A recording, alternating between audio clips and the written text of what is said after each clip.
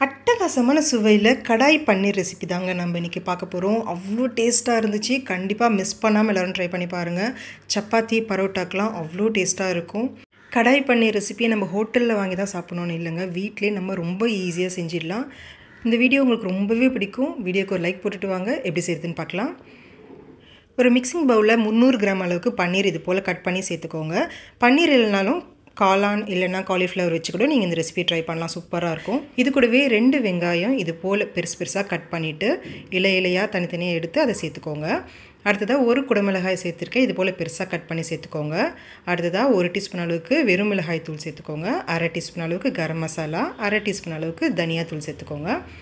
அடுத்து 1/2 டீஸ்பூன் அளவுக்கு உப்பு சேர்த்துக்கலாம். சேர்த்துட்டு இது நல்லா கை வச்சு நல்லா கலந்து விட்டுக்கோங்க. பன்னீர் உடையாமல் கலந்து விடுங்க. நல்லா அழுத்தம் கொடுத்து பிசைஞ்சு விட்டிங்கன்னா பன்னீர் உடஞ்சி வந்துடுங்க. இல்லைனா இது போல் நீங்கள் குலுக்கி விட்டிங்கன்னா கூட மசாலா நல்லா ஒட்டி வந்துடும். பாருங்கள், இந்தளவுக்கு நல்லா மசாலா ஒட்டி வந்த பிறகு இது இப்போ தனியாக எடுத்து வச்சுருங்க. கடாயில் ஒரு 4 டீஸ்பூன் அளவுக்கு எண்ணெய் சேர்த்துக்கோங்க. எண்ணெய் காஞ்ச பிறகு நம்ம கலந்து வச்சுருக்க பன்னீர் காய்கறிகளை சேர்த்துக்கலாம். சேர்த்துட்டு இப்போ இது நல்லா கலந்து விட்டுக்கோங்க. மிதமான தீயில் வச்சுட்டு ஒரு 4 நிமிஷத்துக்கு இது நம்ம நல்லா வதக்கி விட்டுக்கலாம். நம்ம வதக்கி விடும் போதே குடமிளகாவும் சரி வெங்காயமும் சரி நல்லா வதங்கி வெந்து வந்துடும். மீடியம் ஃப்ளேமில் வச்சு நல்லா வதக்கி விட்டுக்கோங்க.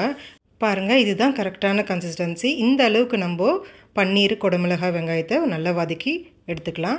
இப்போ இது நல்லா கலந்து விட்டுட்டு தனியாக ஒரு பவுலில் மாற்றி எடுத்து வச்சுக்கோங்க. இப்போ கடாயில் ஒரு 2 டீஸ்பூன் அளவுக்கு எண்ணெய் சேர்த்துக்கோங்க. எண்ணெய் காஞ்ச பிறகு ஒரு பிரிஞ்சி இலையை சேர்த்துக்கலாம். இது கூட 1/2 டீஸ்பூன் அளவுக்கு மிளகு, 1/2 டீஸ்பூன் அளவுக்கு சீரகத்தை சேர்த்துக்கோங்க. லோ டு மீடியம் ஃப்ளேமில் வச்சுட்டு ஒரு 1 நிமிஷம் போல் இதை வதக்கி விட்டுக்கோங்க. அடுத்ததாக 2 மீடியம் சைஸ் வெங்காயத்தை நல்லா பொடியாக நறுக்கிட்டு சேர்த்துக்கோங்க. இது கூடவே 2 பச்சை மிளகாவை சேர்த்துருக்கேன்.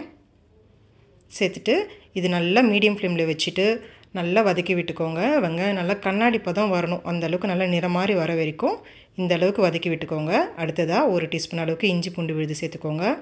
சேர்த்துட்டு இஞ்சி பூண்டோட பச்சை வாசனை போகிற வரைக்கும் நல்லா கலந்து விட்டுக்கோங்க.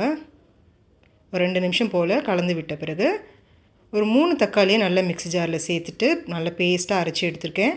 இப்போ இதையும் சேர்த்துக்கோங்க. இப்போ இது நல்லா மீடியம் ஃப்ளேமில் வச்சுட்டு நல்லா கலந்து விட்டுக்கோங்க. தக்காளி நல்லா வெந்து குழஞ்சி வரணும், அந்தளவுக்கு நல்லா வதக்கி விட்டுக்கோங்க. எண்ணெய் பிரிஞ்சு வரணும் இது போல். அடுத்து இது கூட 1/4 டீஸ்பூன் அளவுக்கு உப்பு, 1/4 டீஸ்பூன் அளவுக்கு வெறும் மிளகாய் தூள், 1/4 டீஸ்பூன் அளவுக்கு மஞ்சள் தூள், 1/4 டீஸ்பூன் தனியா தூள் சேர்த்துக்கோங்க. 1/4 டீஸ்பூன் கரம் மசாலா சேர்த்துட்டு லோ ஃப்ளேமில் வச்சு இது நல்லா கலந்து விட்டுக்கோங்க. மசாலாலாம் சேர்த்ததும் நல்லா திக்காகும், அதனால் லோ ஃப்ளேமில் வச்சு நல்லா கலந்து விடுங்க. நம்ம ஏற்கனவே பன்னீர்லேயே மசாலா எல்லாம் சேர்த்துருக்கோம், அதனால தான் இப்போ நம்ம கம்மியாக சேர்த்துருக்கோம். உப்பு தேவைப்பட்டுச்சுன்னா கடைசியாக சேர்த்துக்கோங்க எக்ஸ்ட்ராவாக. இப்போ மசாலா நல்லா வெந்து வர்றதுக்காக 1 கப் அளவுக்கு தண்ணி சேர்த்துக்கோங்க. நான் 1/2 கப் அளவுக்கு தான் சேர்த்தேன், நீங்கள் 1 கப் அளவுக்கு சேர்த்துட்டு ஒரு 2 நிமிஷம் போல் இது வெந்து வந்த பிறகு வதக்கி வச்சுருக்க பன்னீர் குடமிளகாவை சேர்த்துக்கோங்க. சேர்த்துட்டு இது நல்லா கலந்து விட்டு மீடியம் ஃப்ளேமில் ஒரு 2 நிமிஷத்துக்கு இதை கலந்து விட்டுக்கோங்க.